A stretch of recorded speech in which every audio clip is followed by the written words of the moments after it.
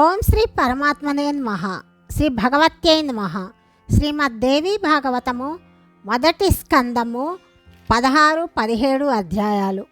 మొత్తం మొదటి స్కందంలోని 20వ భాగం మనం ఇప్పుడు తెలుసుకుంటున్నాము. వ్యాస మహర్షి తన కుమారుడైన సుఖదేవునితో మాట్లాడటము సూతుడు ఇంకా మనకి ఈ విధంగా చెప్తున్నాడు. సూత మహర్షి ఇలా చెప్తున్నాడు. ఈ విధంగా పలికి వ్యాసుడు తన కుమారుడైన సుఖదేవునకు నాకును దేవి భాగవతాన్ని ఉపదేశించాడు. నాకును అంటే సూత మహర్షికి. ఆయన చేసిన విస్తృత వ్యాఖ్యలన్నింటినీ నేను జ్ఞాపకమునందు ఉంచుకున్నాను. వ్యాసుని పవిత్ర ఆశ్రమము నుండి నేను దేవీ భాగవతమును అధ్యయనము చేశాను. అప్పుడు కూడా ఇతరులలాగా సుఖదేవుని హృదయమునకు శాంతి సమకూరలేదు. ఆయన ఏకాంతమునే ఉండసాగాడు. ఆయన మనస్సునందలి వ్యాకులత దూరం కాలేదు. విస్మరణకు లోనైనట్టుగా వ్యవహరిస్తున్నాడు. భోజనమునందు కానీ ఉపవాసమునందు కానీ అభిరుచి లేకుండా ఉన్నది.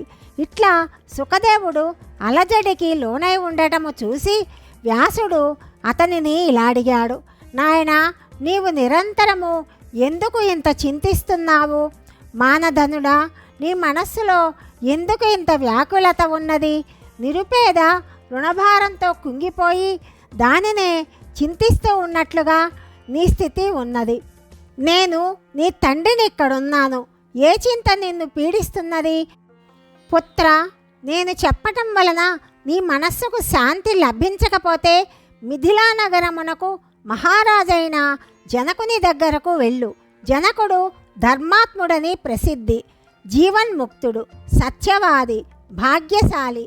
నీ అజ్ఞానమును దూరం చేస్తాడు. నీవు ఆ నరేశుని దగ్గరకు వెళ్ళి నీ సందేహమును తీర్చుకో. వర్ణాశ్రమ ధర్మ రహస్యాలను కూడా తెలుసుకో. ఆ జనకుడు రాజర్షి, జీవన్ముక్తుడు, బ్రహ్మజ్ఞాని, పరమ పవిత్రుడు, సత్యవాది, సదా శాంతమూర్తి, యోగాభ్యాసి, నిరంతరము యోగమునందు ప్రీతి కలవాడు.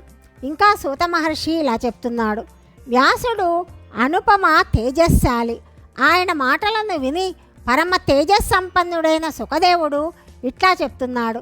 ధర్మాత్మ, ఈ విషయమున నా మనస్సులో ఎంతో డాంబికముగా కనిపిస్తున్నది. రాజగు జనకుడు సంతోషముతో రాజ్యము చేయుచు జీవన్ముక్తుడయ్యాడు. రాజ్యము చేయుచు అతడు ఎట్లా జీవన్ముక్తుడయ్యాడు? నా మనస్సులో ఈ గొప్ప సందేహము కలుగుతున్నది. జలమునందు ఉన్నా కూడా కమలపత్రానికి అంటే తామరాకుకు నీరు ఎలా అంటకుండా ఉంటుందో ఆ విధంగానే ఈ జగత్తులో ఆ మహారాజు ఎట్లా ఉన్నాడో చూడాలని కోరిక కలుగుతున్నది. భోగమును స్వీకరించిన వాడు అభక్తుడు ఎట్లవుతాడు? కర్త అకర్త ఎట్లా అవుతాడు? ఇది ఎట్లా సంభవమవుతుంది? ఇంద్రియ వ్యాపారములను ఎట్లా దూరం చేసుకుంటాడు? తల్లి, పుత్రుడు, భార్య, వారాంగణాను భేదములు ఉన్నాయి కదా. ఇన్ని భేదములుండగా అభేదమైన ముక్తి ఎట్లా పొసగుతుంది? చేదు, కారము, పులుపు, తీపి, ఉప్పు మొదలైన వాని రుచిని నాలుక తెలుసుకొని తృప్తి పొందుతుంది. మానవుడు ఉత్తమోత్తమ పదార్థాలను అనుభవిస్తాడు. శీతోష్ణములను, సుఖదుఖములను చక్కగా తెలుసుకుంటాడు. తండ్రి, అట్లాంటప్పుడు అతడెట్లా జీవన్ముక్తుడయ్యాడు? నాకు సందేహము కలుగుతున్నది. శత్రువులు, మిత్రజ్ఞానం ఉంటే ద్వేషము, ప్రేమ ఉండటం సహజం కదా. శత్రువు, మిత్రుడు అనే జ్ఞానం ఉన్నప్పుడు ద్వేషము, ప్రేమ ఉండటము సహజం కదా. రాజగు జనకుడు వ్యవహారములనరుస్తూ ఆ నియమమును ఎట్లా అధిగమించగలిగాడు? దొంగ, తపస్వి ఇరువురి యందు కూడా అతనికి సమబుద్ధి ఎట్లా ఉంటుంది? విషమబుద్ధి ఉంటే ముక్తుడు ఎట్లా అవుతాడు? తండ్రి, ఇప్పటి వరకు నేను ఏ రాజును కూడా జీవన్ముక్తుడకుట చూడలేదు. జనక మహారాజు గృహస్థుడై జీవన్ముక్తుడు ఎట్లయ్యాడో అని నా మనస్సు శంకిస్తూ ఉన్నది. ఈ విషయమును విన్న తర్వాత ఆయనను చూడాలనే కోరిక నా మనస్సులో ప్రబలమవుతున్నది. అందువలన నా సందేహములను నివారించుకోవడానికి నేను మిథిలకు వెళతాను. సూత మహర్షి ఇంకా ఇలా చెప్తున్నాడు. ఈ విధంగా తండ్రి అయిన వ్యాసునితో పలికి ధీమంతుడకు సుఖదేవుడు ఆయన పాదాలకి ప్రణమిల్లాడు. చేతులు జోడించి మిథిలకు వెళ్ళు కోరికను తెలిపి ఇట్లా అంటున్నాడు: మహాత్మా, మీరు మిథిలకు వెళ్ళమని నన్ను ఆదేశించారు. అది నేను స్వీకరిస్తున్నాను. అందువలన జనకునిచే సురక్షితమైన విదేహ నగరమును దర్శించే అభిలాష కలుగుతున్నది. రాజకు జనకుడు దండమును వదిలిపెట్టి రాజ్యభారాన్ని ఎట్లా నిర్వహిస్తున్నాడు అన్న సందేహము నాకు కలుగుతున్నది. శాసనము లేకపోతే ప్రజలలో ధార్మికత్వము నిలుచుట అసంభవమవుతుంది. ధర్మ రక్షణ చెయ్యాలంటే దండించటమే కారణము తప్పనిసరి అవుతుంది. దీనిని మనువు మొదలైన మహర్షులు ఎప్పుడూ ప్రకటించారు. తండ్రి, ఈ నియమమును ఎట్లు అమలు జరుగుతుంది? ఇదే విశేషముగా నా మనస్సునందు శంకకు చోటిస్తున్నది, అనుమానానికి చోటిస్తున్నది.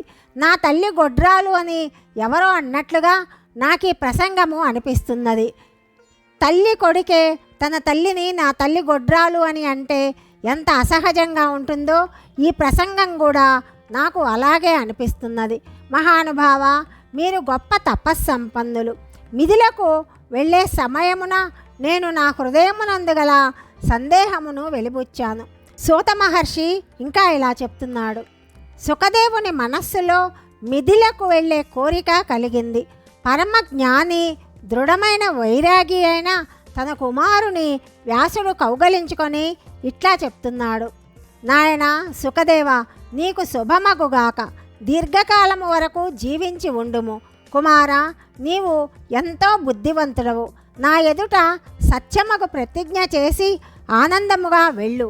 అతట నుండి నా ఆశ్రమమునకు తప్పక తిరిగిరా. వేరొక చోటికి పోవద్దు. నీ ముఖకమలమును దర్శిస్తూ నేను నా జీవితమును సుఖముగా గడుపుతాను. పుత్ర, నీవు నా ఎదుట లేకపోతే నేను దుఃఖముల పాలవుతాను. నీవే నా ప్రాణము. కుమారా, జనకుని ద్వారా నీ సందేహము నివారింపబడిన తరువాత వెంటనే ఇక్కడికి రా. తరువాత వేదాధ్యయన తత్పరుడవై సుఖముగా నా వద్ద ఉందువు. సూత మహర్షి ఇలా చెప్తున్నాడు. ఇంకా వ్యాసుడు ఇట్లా చెప్పగానే సుఖదేవుడు ఆయన చరణములకు నమస్కరించాడు, ప్రదక్షిణం చేశాడు. ఆ క్షణమే ధనస్సు నుండి విడిపడిన బాణంలాగా వేగంగా వెళ్ళిపోయాడు. మార్గమధ్యమున అతనికి సమృద్ధములకు దేశములు, వనములు, వృక్షములు, సస్యశ్యామలమైన పొలములు, తపము చేసుకొనిచున్న తాపసులు, మంత్రదీక్షతో సుశోభితులైన యజమానులు, యోగాభ్యాసమునందు నిరతులైన యోగులు, శక్తిని ఉపాసించేవారు, వానప్రస్థులు, శివుని ఉపాసించేవారు, సూర్యుని ఉపాసించేవారు, శక్తి ఉపాసకులు, విష్ణువును ఉపాసించేవారు కనిపించారు. ఆయన అనేక విధములైన ధర్మములను దర్శించాడు.